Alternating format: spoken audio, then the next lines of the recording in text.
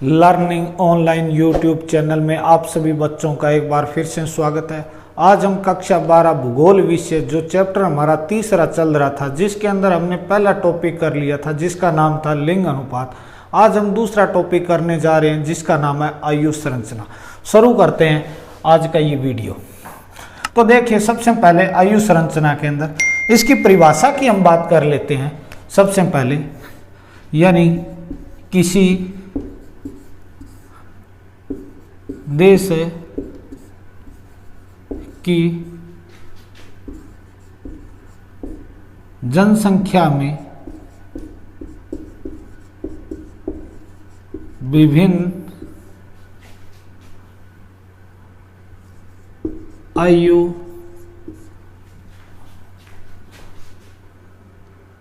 या सीधा ही लिख देते हैं विभिन्न वर्गों के लोगों की संख्या का पता लगाना उसे आयु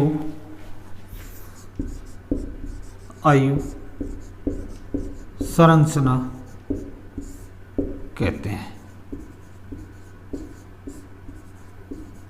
ठीक है, अब हम बात करते हैं भी आयु संरचना के अंदर क्या मेन बात है। तो इसके अंदर लाइन में क्या कहा गया है, किसी देश की जनसंख्या में ये जो है विभिन्न आयु वर्ग का क्या मतलब है भी, एज ग्रुप जो है वो अलग अलग, जैसे बच्चे हो गए, काम करने वाली जनसंख्या होगी, बुजुर्ग लोगों की जनसंख्या होगी जिसे वृद्ध जनसंख्या कहते हैं। यानी कि ये जो आयु वर्ग है उन लोगों की संख्या का पता लगाना किसके अंदर अध्ययन किया जाता है, तो आयु संरचना के अंदर अध्ययन किया जाता है। ठीक है, उसके बाद में आयु संरचना के अंदर ये जो वर्ग है इन वर्गों को कितने भागों में बांटा गया है तो उनकी बात कर लेते हैं। आयु संरचना में इसमें जनसंख्या को 3 वर्गों में बांटा गया। ठीक है, कितने वर्गों में बांटा गया? 3 वर्गों में बांटा गया है। 3 वर्गों में बांटा गया। और ये 3 वर्ग कौन कौन से हैं? बिल्कुल आसान सा ये टॉपिक है, लेकिन जज्बाती टॉपिक है ये, इमोशनल। देखिए, 3 जो आयु संरचना है वर्ग की वो किस प्रकार है। पहले 0 से 14 या 15 भी लिखा मिल सकता है। ठीक है, कोई फर्क नहीं पड़ता उससे, 0 से 14। दूसरा 15 से 59 और तीसरा 60 से ऊपर। ठीक है, ये क्या हो गए आपके 3 एज ग्रुप हो गए। इसमें जनसंख्या को 3 वर्गों में बांटा गया। तो 3 वर्गों में कौन कौन से? 0 से 14, ठीक है, 15 से 59 और 60 या 60 से ऊपर। 3 ग्रुप के अंदर बांटा गया। अब हम एक एक की बात कर लेते हैं, आपको इसी प्रकार से नोट करना है। देखिए, पहले के अंदर इसके अंदर जो जनसंख्या आती है वो बच्चों की आती है, बच्चों की जनसंख्या। ठीक है, इसमें जिसकी जनसंख्या आती है कार्यशील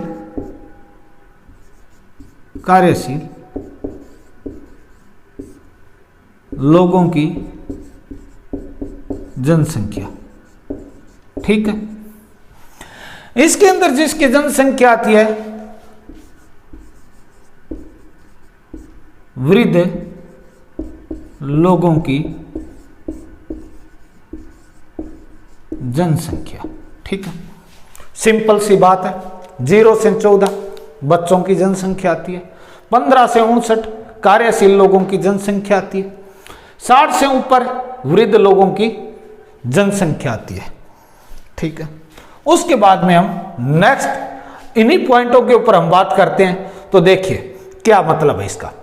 ये जो एज ग्रुप है, जो 0 से 14 और 60 से ऊपर वाला या 60 वाला, ये जो ग्रुप है, ये दोनों ग्रुप किसके ऊपर डिपेंड है? इसके ऊपर। ठीक है, इन दोनों के ऊपर क्या है? ये निर्भर है। यानी कि ये बच्चे भी क्या करते हैं?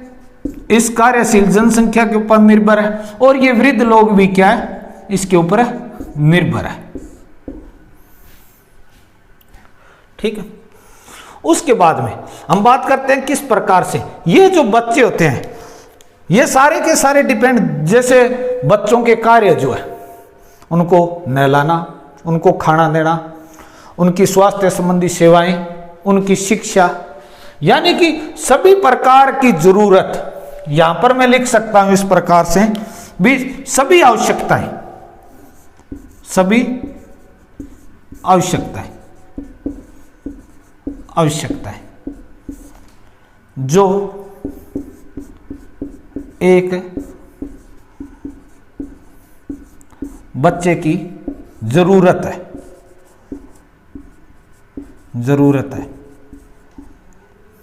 ठीक है, वो कौन देती है?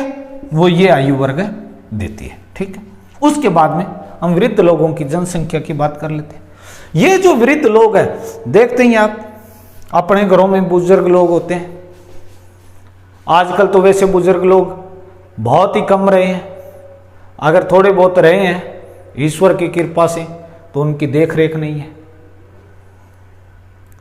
पहले की हम बात करें तो परिवार का जो मुख्य होता था वो बुजुर्ग होता था, उसका बड़ा सम्मान आदर होता था। लेकिन आजकल जो है हिंदुस्तान की संस्कृति वो अतीत के अंदर जाती हुई नजर आती है। यहाँ वृद्ध लोगों का आजकल कोई सम्मान नहीं है। ये जो कार्यशील जनसंख्या है, ये थोड़े बहुत पैसे कमा लेती है, कमाने के बाद में ये जाहिर करती है भी जो कुछ भी कर रहे हैं वो सारा का सारा हम कर रहे हैं, आपके ऊपर तो सिर्फ खर्चा हो रहा है। उनको ये पता नहीं आपको यहाँ कार्यशील बनाने के अंदर जिसका हाथ था, इन वृद्ध लोगों का हाथ था। ये तो है नहीं भी आप जन्म के समय ही कार्यशील हो गए थे, आप पहले बच्चे भी थे, उसी प्रकार से आपका जो पालन पोषण करने वाले ये भी थे, और ये भी लोग थे वृद्ध लोग। पहले बच्चे जो हुआ करते थे वो बुजुर्गों के पास में बैठते थे, उनकी बातें सुनते थे, यानी कि दादा दादी की कहानियां, नाना नानी की कहानियां। लेकिन आजकल तो वो तो है ही नहीं। जो बच्चे हैं वो यहाँ पर तो बैठते ही नहीं है इन लोगों के पास में। तो अच्छी शिक्षा मिलने को कहाँ पर आप प्रयास करेंगे? तो अच्छी शिक्षा तो मिल ही नहीं पाती, क्योंकि इन लोगों के पास में ज्ञान है, ज्ञान के ये भंडार है। लेकिन इस ज्ञान के भंडार को आजकल सम्मान की दृष्टि से कम देखा जाता है और स्वार्थ की भावना से ज्यादा देखा जाता है। वैसे अपने टॉपिक के हिसाब से बात करते हैं भी, ये जो वृद्ध लोगों की जो जनसंख्या है, इनकी सबसे बड़ी बात है ये जो कार्यशील जनसंख्या है, इसके ऊपर ये क्या है? निर्भर है। ये भी क्या है? निर्भर है, यानी कि देख रेख। इनकी देख रेख कौन करेगी? ये कार्यशील जनसंख्या है। लेकिन आजकल बखूबी ये पालना हो रही है, आप देखते ही होंगे किस प्रकार से पालना होती है आजकल। थोड़े बहुत पैसे कमाने के बाद में ये सोचते हैं कि हमने जो कुछ किया है वो आज से पहले किसी ने नहीं किया। तो ये जो निर्भर है ये किस जनसंख्या के ऊपर है? इस 15 से 59 वाले एज ग्रुप के ऊपर ये निर्भर रहते हैं। इसके अलावा इनके ऊपर खर्चा ज्यादा लगता है। खर्चे का मतलब वैसे नहीं है, आजकल तो मरने के बाद में भी खर्चा लगता है, लेकिन वृद्ध लोगों की जनसंख्या के ऊपर खर्चे की अगर बात करूं तो यहां पर स्वास्थ्य संबंधी सेवाओं की है। स्वास्थ्य संबंधी सेवाएं, ये जो सेवाएं हैं, सेवाओं, इनके ऊपर क्या लगता है? इनका खर्चा लगता है। तो इन चीजों के ऊपर देख रेख होनी बहुत ज्यादा जरूरी है। तो इसका मतलब क्या हुआ? ये दोनों क्या है? सेम कंडीशन के अंदर रहते हैं। ठीक है, कहते हैं भी बच्चे जो होते हैं वो वृद्ध के पास में जाते हैं। और बाद में ये भी कहा जाता है जो वृद्ध लोग होते हैं वो बच्चों की तरह ही बातें करते हैं। तो इसका मतलब क्या है, तो भी वृद्ध लोग भी क्या बन जाते हैं, फिर बच्चे बन जाते हैं। तो दोनों ये जो कंडीशन है ये समान है, और ये दोनों किसके ऊपर निर्भर है, इस जनसंख्या के ऊपर निर्भर है। अब हम बात कर लेते हैं इस जनसंख्या के ऊपर। ये जो कार्यशील लोगों की जो जनसंख्या है इसका आकार क्या है, बड़ा आपसे पूछ ले किस प्रकार के एज ग्रुप वालों की जनसंख्या का आकार बड़ा है, तो आपका आंसर क्या रहेगा, कार्यशील, यानी कि इनका आकार बड़ा है। ठीक है, कार्य के अंदर, कार्यशील जनसंख्या के अंदर इनका आकार बड़ा है। और ये दोनों एज ग्रुप है, दोनों जो वर्ग है उनका ध्यान रखते हैं। ठीक है, ध्यान रखते हैं, ध्यान रखने का मतलब उनकी आवश्यकताओं की पूर्ति ये एज ग्रुप करता है। तो ये आपका एज ग्रुप है जिसके बारे में हमने चर्चा कर ली आयु संरचना के बारे में, यानी कि आयु संरचना विभिन्न आयु वर्ग के लोगों की संख्या का ये पता लगाता है, जिसके अंदर ये 3 ग्रुप है, 0 से 14, कुछ के अंदर 15 भी है, दोनों एक ही बात है, कोई समस्या वाली नहीं है। 15 से 59, 60 से ऊपर। तो इसके अंदर जो एज ग्रुप आता है वो बच्चों का आता है। वो सारे के सारे जो बच्चे होते हैं वो किसके ऊपर डिपेंड होते हैं, कार्यशील लोगों के ऊपर डिपेंड होते हैं। उसके बाद में ये जो 60 से जो ऊपर वाले हैं ये वृद्ध लोगों की जनसंख्या है, जो किसके ऊपर डिपेंड रहती है, वो इस कार्यशील जनसंख्या के ऊपर ये भी डिपेंड रहती है, जिसके ऊपर जो स्वास्थ्य संबंधी जो सेवाएं हैं उनके ऊपर ज्यादा खर्च लगता है। ये जो स्वास्थ्य संबंधी सेवाएं यहाँ पर खर्च कम होती है लेकिन यहाँ पर सर्वाधिक होती है। उसके बाद में ये जो कार्यशील जनसंख्या का जो आकार है ये बड़ा है, और ये दोनों का क्या करते हैं, पालन पोषण करती है, इन दोनों की आवश्यकताओं की ये पूर्ति करती है। तो ये तो आज का हमारा हो गया आयु संरचना का जो दूसरा टॉपिक था वो हमने पूरा कर लिया। उसके बाद में हम नेक्स्ट टॉपिक की और बात कर लेते हैं। ठीक है,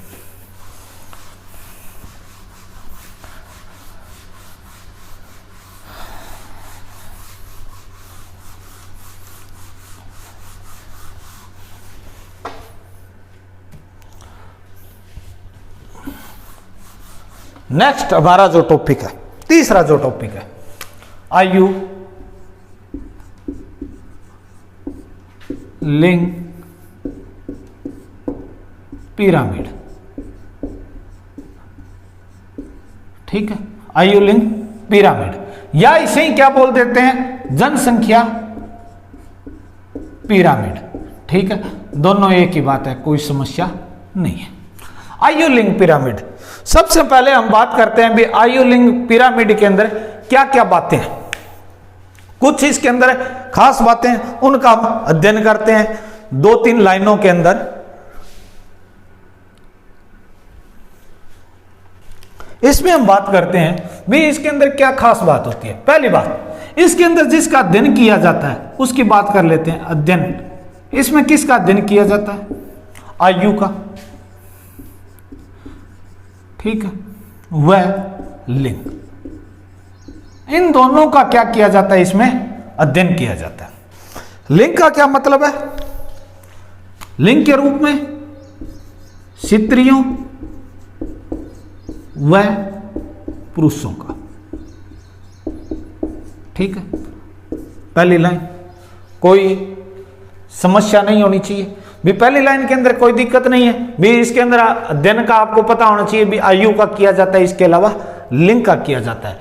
इसके अलावा ये जो पिरामिड है इसकी जो आकृति है, यानी कि मैं यहां पर लिख देता हूं आकृति, इस आकृति का जो आकृति की क्या खास बात है, ये आकृति क्या दर्शाती है, यानी कि ये जनसंख्या की विशेषता को बताती है।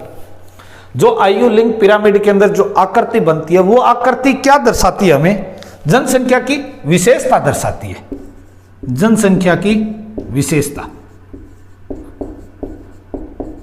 इसके अलावा ये जो आकृति है, इस आकृति के अंदर 2 पार्ट होते हैं, एक बायां और एक दायां, 2 पार्ट।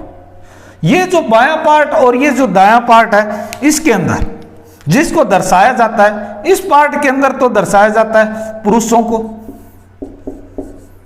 और इस पार्ट के अंदर जो दर्शाया जाता है वो स्त्रियों की जनसंख्या को दर्शाया जाता है। पुरुषों की जनसंख्या बाएं भाग में, दाएं भाग के अंदर स्त्रियों की जनसंख्या दर्शाई जाती है। आपको ये बातें जरूर ध्यान में रखनी है। आयु लिंग पिरामिड के अंदर जो अध्ययन किया जाता है वो आयु है लिंग का किया जाता है। लिंग का मतलब क्या है? स्त्रियों व पुरुषों का अध्ययन किया जाता है। इसके अलावा जो आयु लिंग पिरामिड की जो आकृति है, वो आकृति किसको शो करती है? जनसंख्या विशेषता को शो करती है। और इसके अलावा ये जो आकृति है, इस आकृति के अंदर जो दो पार्ट होते हैं, एक बायां भाग और एक है दायां भाग। ये जो बायां भाग है इसके अंदर पुरुषों को दर्शाया जाता है और जो दायां भाग है इसके अंदर स्त्रियों को दर्शाया जाता है। अब हम बात कर लेते हैं इस आयु लिंग पिरामिड के अंदर 3 आपके पिरामिड दिए हुए हैं, उनकी हम बात करते हैं।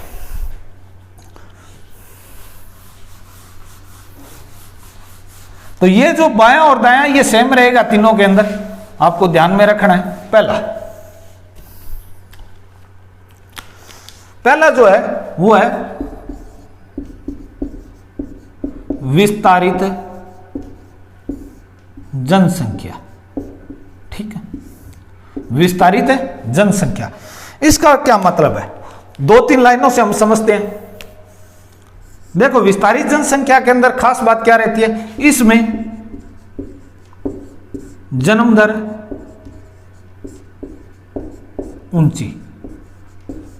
ठीक है, इसके अंदर क्या होती है? जन्म दर जो होती है वो ऊंची होती है। इसके अलावा दूसरी लाइन, इसमें निम्न आयु वर्ग में विशाल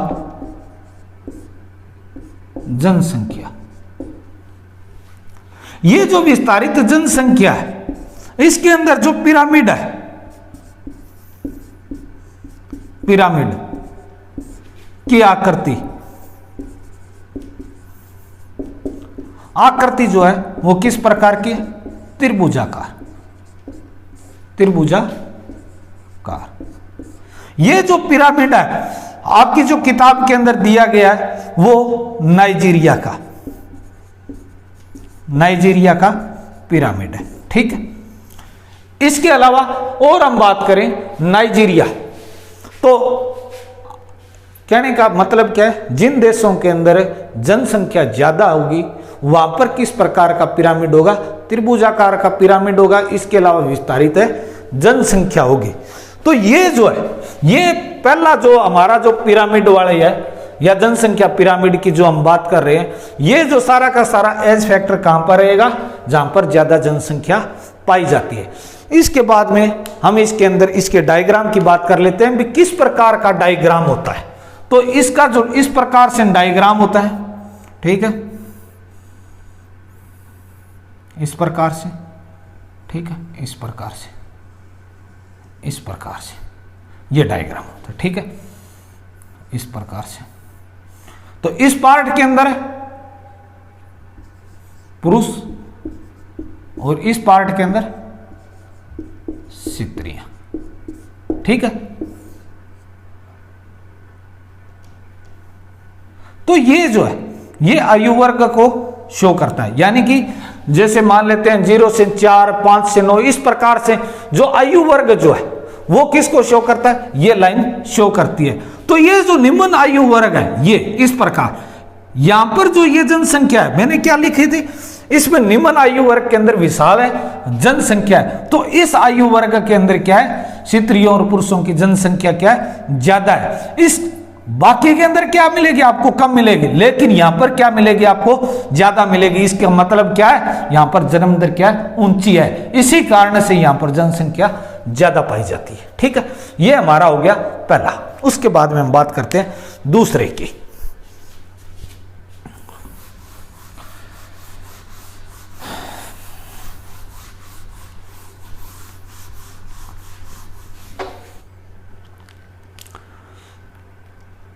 अब हम बात करते हैं शिथिर जनसंख्या।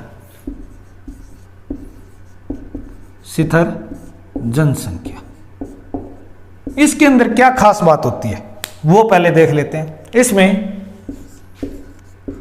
जन्म व मृत्यु दर दोनों समान, ठीक है, पहली लाइन। दूसरी लाइन, इसके अंदर जो पिरामिड की जो आकृति होती है वो किस प्रकार की,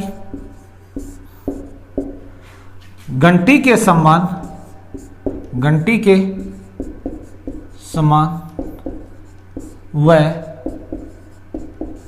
शीर्ष शुंडाकार, शुंडाकार, ठीक है। इसके अलावा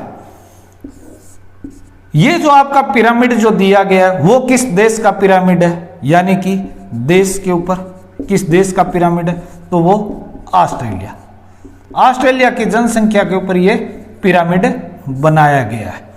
उसके बाद में हम बात कर लेते हैं जिन देशों के अंदर इस प्रकार की सिचुएशन है वहां पर किस प्रकार का पिरामिड बनेगा, शिथिल जनसंख्या वाला, जिसकी आकृति घंटी के समान शीर्ष शुंडाकार होगा। किस प्रकार की आकृति है वो भी मैं यहां पर आपको बता देता हूं। इस प्रकार की आकृति होती है इसके अंदर, इस प्रकार की,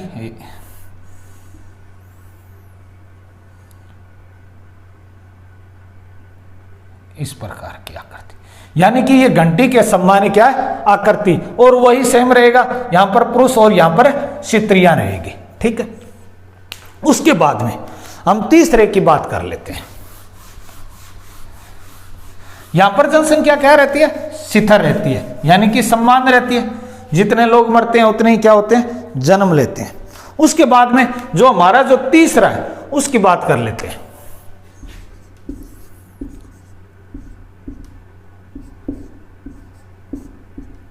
ह्रासमान जनसंख्या, ह्रासमान का जनसंख्या का मतलब जनसंख्या का घटना। यहां पर जो जनसंख्या होती है वो बिल्कुल क्या हो जाती है, निम्न हो जाती है। कहने का मतलब जन्म दर व मृत्यु दर दोनों निम्न, ठीक है, दोनों क्या हो जाते हैं, निम्न हो जाती है। यहां पर जो जनसंख्या वृद्धि दर है वो वृद्धि दर शून्य या ऋणात्मक, ऋणात्मक। ये जो ह्रासमान जनसंख्या वाला है ये किस देश के ऊपर है, तो जापान के ऊपर। यहां पर पिरामिड की जो आकृति है वो किस प्रकार की है, संकीर्ण आधार, आधार व शीर्ष शुंडाकार, शुंडाकार, ठीक है। अब हम इसकी आकृति की बात कर लेते हैं भी किस प्रकार की आकृति है। तो आकृति जो है इसके अंदर इस प्रकार की बनती है,